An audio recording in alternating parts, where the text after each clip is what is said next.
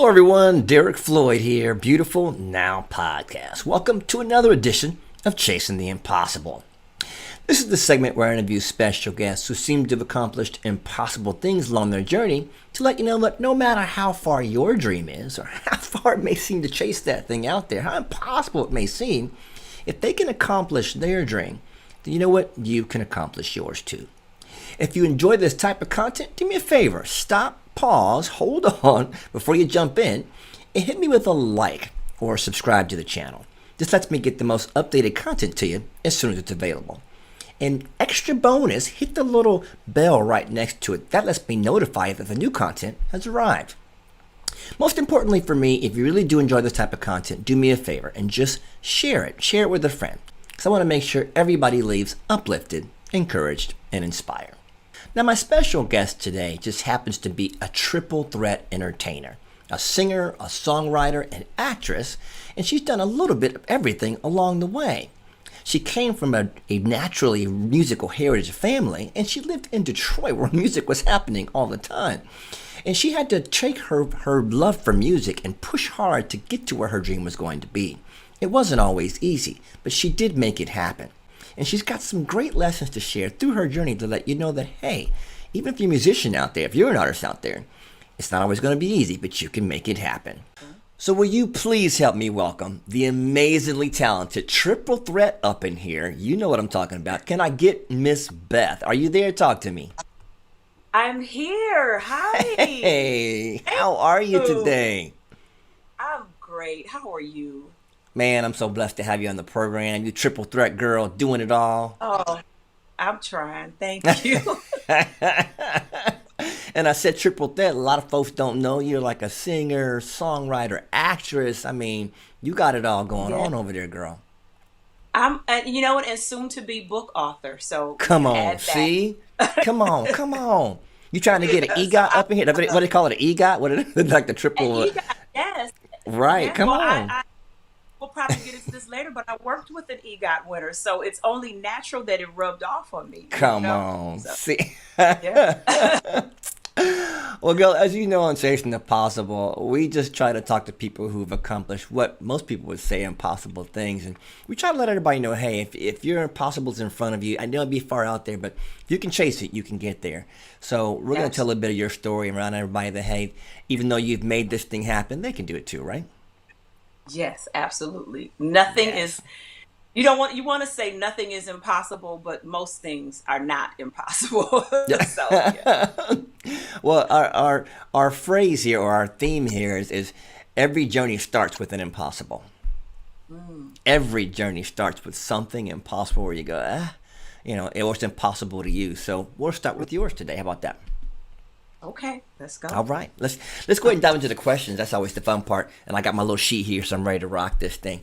You came from a family rich in music history. You got from the Funk Brothers. Your dad was Johnny Griffith. Come on, man, really? Yeah. What? What? Yeah. And the city of Detroit. So you had all kind of music going through your town and through your veins. So some might think like music was just destined for you. It was success. It was a given. But we know, even in the music business, of course, success is earned. So you've had to work hard for it. Where did you get your first break? I almost feel like I'm still waiting on my first break, actually. It's just a lot of steps that you take. I think the first one is realizing and telling yourself what you really want to do. I think that's the first thing. And once you decide what it is that you want to do and what that goal is, then you start implementing the process of doing it. So I would think the first big break that I had probably was getting the opportunity to sing with Anita Baker for about 5 years, doing background with her, touring with her. That allowed me to go around the world, meeting people. It allowed me to get acclimated on such a large stage, because that stage is so big and so intimidating. So working with her, seeing her work, seeing her maneuver, seeing her handle her business was such a huge influence on me.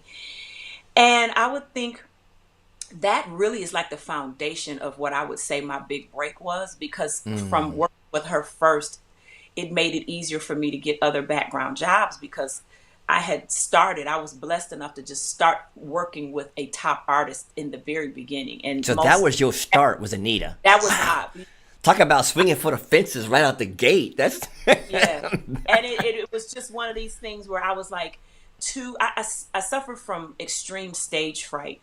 And I always wanted you. to say, oh, No, when I tell you it was crippling, it was crippling to the no, point where I was singing at a friend's wedding and I had a panic attack and passed out at the wedding. Like, shut the wedding no. down. Like, I'm Shut the so wedding scared. down. They were like, What? is she okay? Call 911. Just because I'm afraid, my fear was crippling to me. And when I Wow. think back about how I allowed that to control me, I was determined to, that demon had to go. Like it was not going Come to on. control everything that I wanted and the things that I felt that I was destined to do. So I continued to push. So what I said I was going to do was like take baby steps. Like, what is it you want to do? I want to sing. How do you accomplish that with this fear? So what I decided was I'm going to be a background singer. I can still dress up, Okay. I can still be cute, still be on the stage, but I don't have to have the pressure of being in the front. And Yeah. that's what I did. And I just started to take steps to be a background singer. Michael Powell is chapter 8.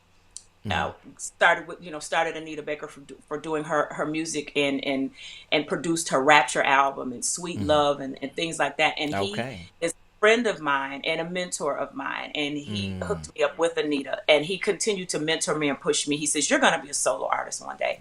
Just keep Wow. going. So from Anita, then Kim. And because I had worked with Anita, Kim was like, oh, well, if you work with Anita, then you got this Yeah. job. You got the golden touch now. You're good. Your resume Right. is It's like, complete. yeah. And I was like, so, and then from me working with Kim and working with Anita, I now work with Najee. So it's Okay. just a process of, of growth and development. And with each artist I've worked with, I've learned so much. Well, It's I just got been to tell you, you carry that Anita anointing very well. You kept that that mantle really nicely, And I just, say that, with a dose of respect because Anita has that class, that elegance. She carries herself with that. She's always been a great artist, but she does have a certain aura about it. You go, okay, that's the real deal, and you carry that. So blessings on that. You picked that up for thank sure. you. Thank you. Yes, yes. I spent those years watching her on the stage, watching her be a lady, watching her be grateful, and then watching her tastefully put the grit in her music when needed, when it was That's needed. what's up. And I loved it. And I says, oh, I want all Wow. of it. I'm so grateful I got a chance I had a front row seat to sit Yeah. and watch. To one of the I had greats. To one of the greats. Yeah, the grace is just amazing. And then to watch Kim, because when I started with Kim, he wasn't where he is now. So I watched him work really, really hard to get where he is now Okay. and headlining. So All that was right. amazing to watch me do that. And see, so what happened, I'm seeing, is that I was placed in a position to watch where I could eventually go and then watch somebody get there. And it's just been an amazing lesson for me. I love it. I love it. I Yeah. love it. So, hearing that, I'm gonna take you back one more couple steps and say, Okay. music. Was it the auto choice growing up because it was always in your house with your dad being Johnny Griffin or the Funk Brothers? Come on, these guys played on every record known to man. Everything. Yeah. So they brought the funk for us. So we understand. And homage to your pops. Homage to your pops. Thank you. But was it an automatic choice for you growing up that music will be your lane, or did you actually want to do something else? Did you want to be a dentist or a librarian or veterinarian? You know, What else was those, there? those things crossed my mind because my mother was an educator for 45 Okay. years. It was adamant that I get my degree in college. It was adamant that I have some additional skill set besides, singing and shaking your behind on stage. That's what they Come on. told me. You gotta be able to do Come something. on. So We understand. yeah, I went to school, got my degree in business, and I was like, if I do anything, I would love to be a corporate attorney, an entertainment attorney, something that had to do with Okay. entertainment. I like And it. it was either that or an anesthesiologist, actually. All right. I love medicine. I love health. I love that whole concept. I don't like blood though. So I was not gonna work. How do we do both? So I was like, maybe anesthesiologist would be one that I wouldn't have to deal with so much. But it just ended up that I don't know why I was thinking you're gonna be in a hospital and not see blood, right? That makes no Come on sense. now. Come on now. But the music just always tugged at my heart, and I was Mm, just, I was just like, if I get to do what my dream is, like that would be so awesome. So I just kept trying, and here I I am. love it. I love it. Well, you obviously are on the way. I don't say you made it because everybody's always climbing, but Yes. were there certain artists that you looked up to that kind of paved the way for you? Obviously, Anita, but were there others that kind of said, "Ah, this is where I want to go"? And did you meet any of them? So I love that question because I know you know the answer. My ultimate favorite singer of all times is Whitney Houston. And so, as a little girl watching her and looking at her on that album cover on that beach with that swimsuit, I could relate to that because I was that tall, skinny, dark skinned girl Mm, and, didn't feel like I was beautiful. And I mm, saw her on a cover and I was like, wow. And then mm. continued to research and find out we had the same birthday. And I was like, oh, this What? is a sign. Like, oh my God. Oh, And wow. so then you carry on, you fast forward years later, and she films the movie Sparkle, and she films it in Detroit. And then I get cast as her body double and her stand in for the movie. So I was Wait like, a minute. oh, Stop. Say that one more time. You uh, did what? You got so, what? so they filmed Sparkle in Detroit, and that was her last film. And I was cast as her body double and her stand in for the movie. And it was incredible because when I tell you, sometimes you think it's coincidence, and then you said, no, God did this. Like, this is too Mm-hmm. crazy. The Mm-hmm. movie was filmed walking distance from my house. So, my ultimate Wow. favorite artist of all Wow. times, you just put her in my neighborhood. Are you kidding? Girl. And then I get cast as like her. Like, are you kidding me? Come on, that's a godowince. We don't do coincidence. That's a godowince Oh, right there. I like that word. I like it. Yeah. We you I you was couldn't just have carved that any better. no, no. It was just unbelievable. So I got a chance to meet her. We took a Mm-hmm. great photo, Mm-hmm. and that is just a wrinkle in time for me that I will never ever forget, and I will forever be grateful because if I never thought the impossible was possible, Mm. because me Wow. touring with Anita, I always Wow. we met all these different stars and artists. You always meet them when you're on the road. Oh yeah. Oh yeah. And then, um, but Anita and Whitney weren't ever coming across each other. So I just Right. figured I'll never meet. That'll never happen. Mm-hmm. And it happened, but differently on a movie set. It wasn't even music driven. So that was what was so. And I was like, okay, God, I see what you're doing. I see, and I'm all for this. Thank you. So you It okay was with good.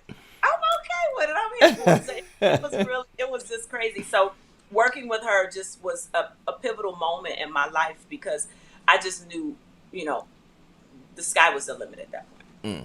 Well, you obviously have natural talent, no doubt about that. We've all heard it. We saw it I'm going to talk about this in just a second, but who taught you to sing? I mean, because you got to have vocal coaches to get where your voice goes. You already have natural talent, but to take it to the next level, where did that come from?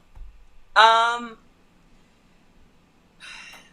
so this is the question. I have had vocal training, Mm-hmm. but to tweak what I just naturally do. Mm-hmm. When I was in junior high and I started singing and I had an amazing teacher there, Cheryl Valentine. And then I went to a high school and Deirdre Jackson Thompson now was my teacher. The formal training that I actually really started grinding and doing was probably a year before I got on The Voice. Mm-hmm. So it was just me wanting to strengthen what I already had and learn some additional techniques to be better. And then I ended up getting on the show and I was like, oh, I'm so glad I was taking this training. So, Yeah. and a lot of it is hereditary. So I had a grandmother and an Mm. aunt, and they had a gospel group. Oh, come on now. And I didn't know them. They passed before I was born. Oh, And wow. so my father would tell me, that I sounded like my aunt, saying I sang like my aunt, but I never heard her. I don't know what she sounded like. Wow. So I think it's just Wow. hereditary. Okay, then I'm with that. I'm with that. And Yeah. since you went ahead and threw my little surprise out there about the voice, I was going to try to hold on to that part for I'm everybody, but sorry. that's okay. Let's just go ahead and bring it out. So you did make it to The Voice. So let me rewind a little bit. You worked your butt off to get to Anita, and then you got to Kim, and I'm sure you worked a lot of things in between to grow as an artist. How did you land at season 16 of The Voice? How'd that happen? I believe, because sometimes you really never know what really gets you there, but what I believe what happened is the Voice scouts for talent, professional talent, as well as they have the cattle call audition. And I had released an album in 2017, and apparently it came across somebody's desk, and they contacted my manager and asked me to audition. And the first time I said no, I was like, I'm not doing, one of these singing competitions, and you want to talk about me? I'm not doing that. I ain't got time for all that stuff. You're not gonna put me on TV and be trying to sing. I sing it. I did the whole neck, everything. Oh, did you go there? Come on. Oh yeah, I did. And then at the time, my mother had taken ill as well, so I was just like, I can't. This is not working. Right. And then months later, they called back, and I'm like, what, they called back for real? they called back, yeah. Wow. And See. I was like, okay. I was like, so you put this album out, you're an independent artist, you put this album out yourself, and you're thinking you want something different, you have to do something different. How do you reach the masses? How do you get before the people? How do you grow? So I talked to my husband, and he was like, if you don't get your behind over there and do this. So I said, okay. And, I went, there's a long audition process. I live in Detroit. I went to Chicago for the first audition, and they told me to wait. It is a lot of waiting. And, then I went to LA for the executive callbacks, and then you're there for a while. And then you end up, there's a progression. You continue to audition every time you're before the producers, the casting agents, the band. You audition probably. Oh, for real? That many auditions? Oh, you don't just get it and then go up? You good? Yeah. Because we just watched it last night. We're like, what? You just get up and go? Yeah. Oh, listen, and now that I'm, not on the show's over, right. So I literally auditioned for The Voice in June of 2018. My episode did not air till February 2019. Wow. That's just giving you an idea of all in between there. Wow. I auditioned. I'm in LA for a month. I come back home. I'm in LA for a month. I come back home. I'm in LA for a month. Back home. Then I go back to LA and I just stay. Yeah.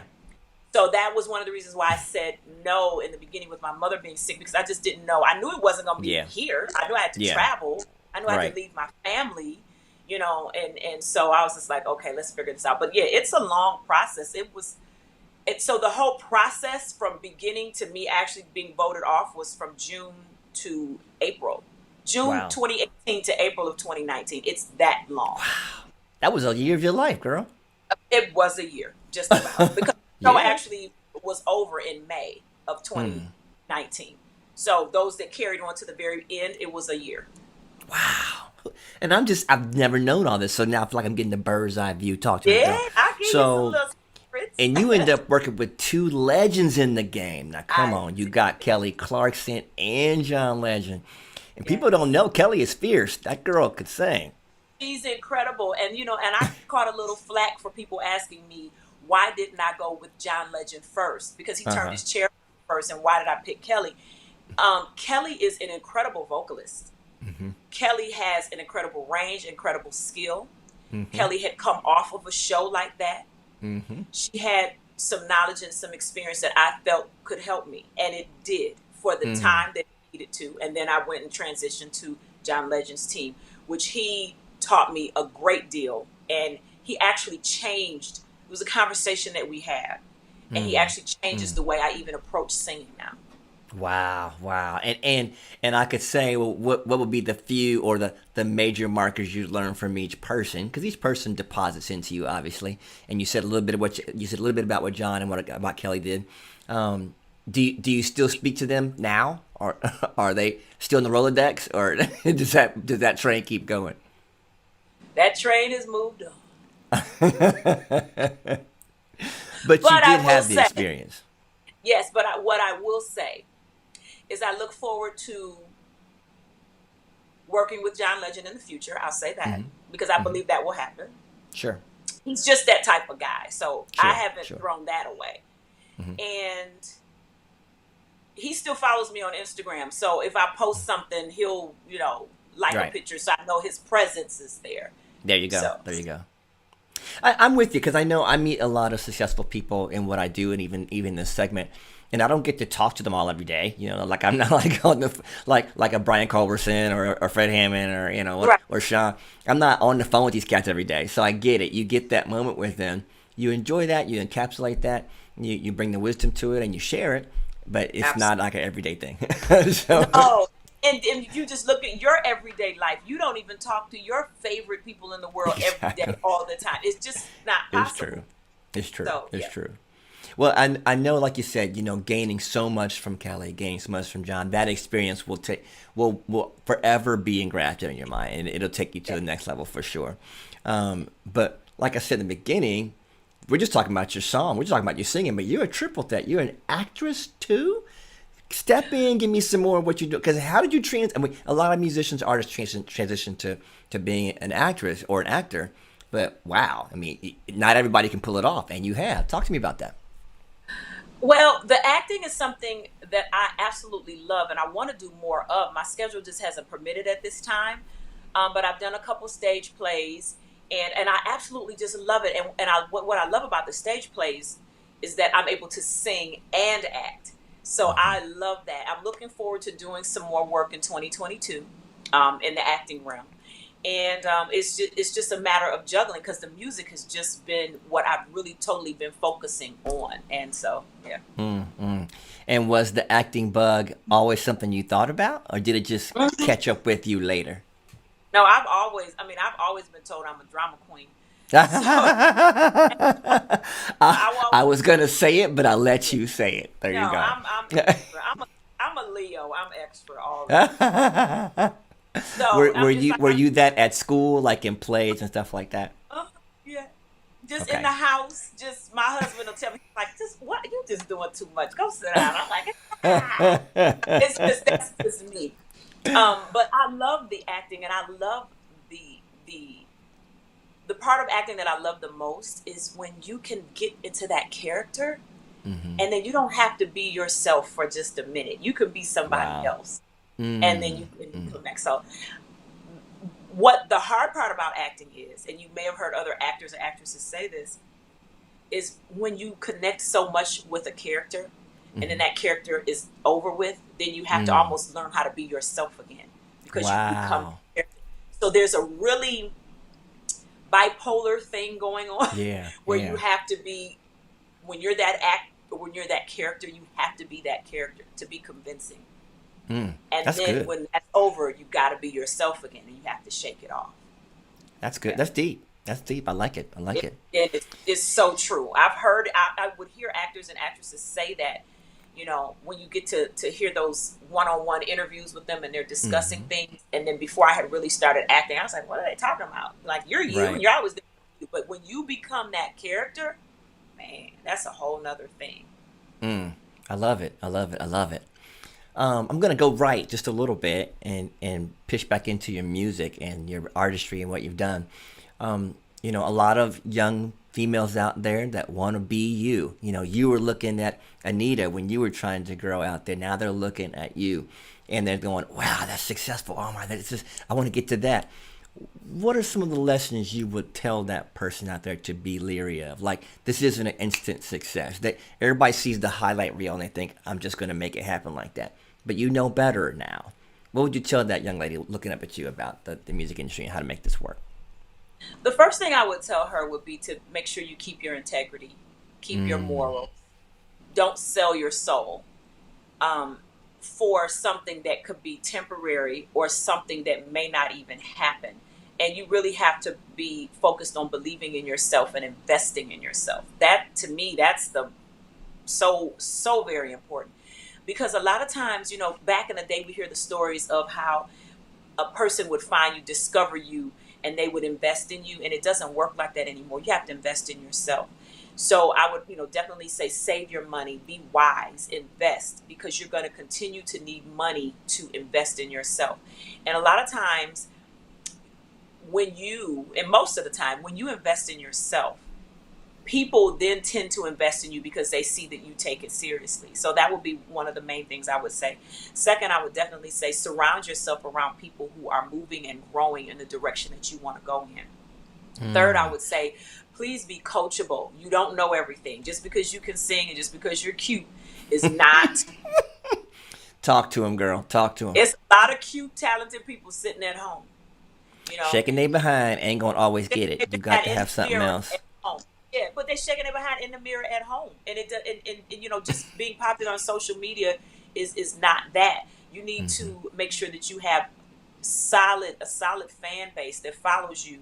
Not just you just trying to get likes and things like that. And the fourth thing I would say is, and this is an old saying, if you're the smartest person in the room, you need to leave. Come on. Sometimes you don't need to be in there, because what will happen is you'll have people pulling everything off of you, and nobody's imparting in you, and you'll be tired and you'll be worn and you'll be used up. So if you take those four things, I think that would be a great start. And I'm gonna write them down. I'm gonna watch this again so I can get them myself, because that was some good nuggets. I'm putting them down. I'm putting them down. Always you just said, have pencil and paper. I have a notebook. I write everything down. I write my thoughts down. I write my ideas down, because they pop in your head so quick and then they disappear just as quick. Especially the older you get. Like, what would I just? So write Girl, it all down. the time. I'm a voice memo guy. What did I say? Okay, just put it in there and I do it later when I get home. And then you go back and say, when did I say this? So keep notes and periodically go back and look at those notes and look at your dreams and look at your thoughts and those things. Writing a book is something I've always wanted to do. Put it off. Finally getting to it. Doing an album, I put that off. Finally getting to it. Okay. It just those things, but I continue to push. Just continue to push. All right. I'm receiving it. Yeah, I'm with you. We are here. We are here. Okay. Look, we here. Okay. All right, last question, and thank you for taking so much time. I know you are super busy because you got 95 things going on, so I just appreciate you. And I love that people are listening out there. I hope you guys are getting this wisdom from somebody who has done it. So, listen. With so much that you've accomplished now, you've went out there and you've been the triple threat. You've been the songwriter, been the singer, been on The Voice. Now you've done the actress. You've really been conquering it all out there. What's the next step for you in the evolution of you as an artist? Like, where do you want to go from here? Because you feel like you've done it. Is there more? Well, I you said it earlier. I may appear to some people that I've done a lot, and then to me, I've not done enough. We always feel like we haven't done enough. Sure. The one thing that I really wanted to do was to be a background singer, and I accomplished that. One of the other things I wanted to do was to release an album. I accomplished that. I've recorded a second album, so I've accomplished that twice. Performing my music to live audiences is the one thing that I love the most.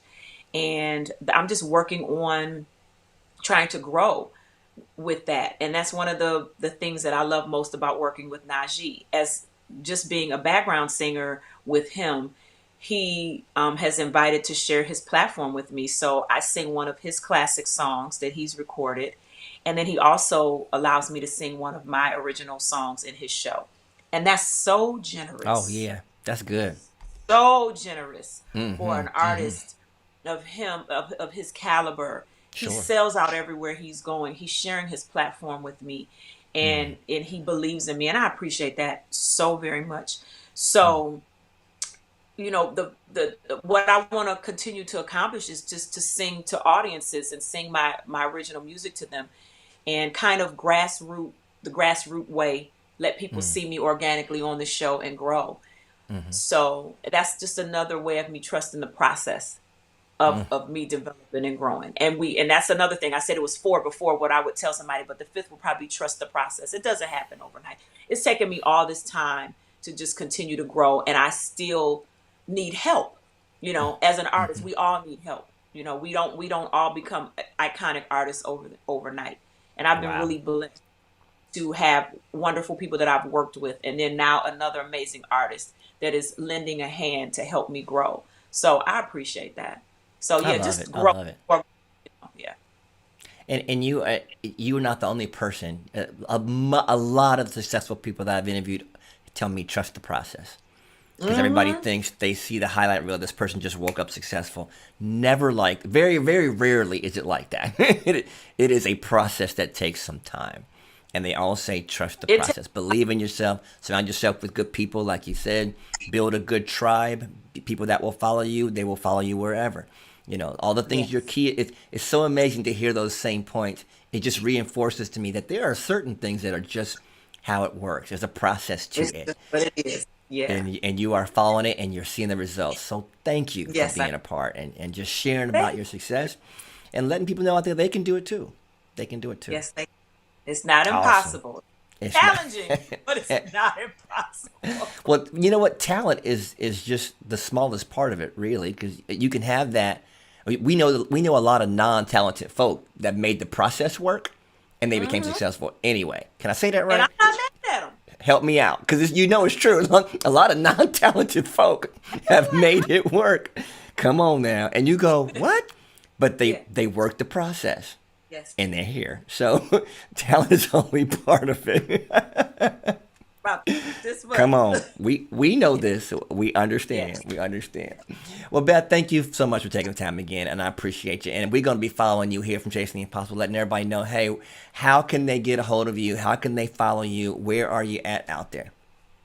Well, you can always go to my website, which is bethalwayssings.com. That's BETHALWAYSSINGS.com. You can always go on there, find out where my next performance is, an event. And you can follow me on Instagram, Beth Always Sings, Twitter, Beth Always Sings, and you can go like my Facebook page, Beth Griffith-Manley. You got them all, girl. You got to. I'm Oh, we are so thankful for you. We can be following you. We're going to look for you and see you soon. Thanks for spending the time with us. And for everybody out there who got a chance to watch this segment, we sure do appreciate you spending time with us. Beth shared her story. And again, we keep hearing the same things out there, guys. Trust the process. Get good people around you. It's solid information. She gave some great nuggets. You might want to watch this one again, especially if you're out there trying to be a performer or an artist. And if you have something that you really enjoyed today, share it with a friend. Let someone else know that they can accomplish their impossible too. We're so glad to have you. Thanks for coming and stopping by. We hope to see you next time.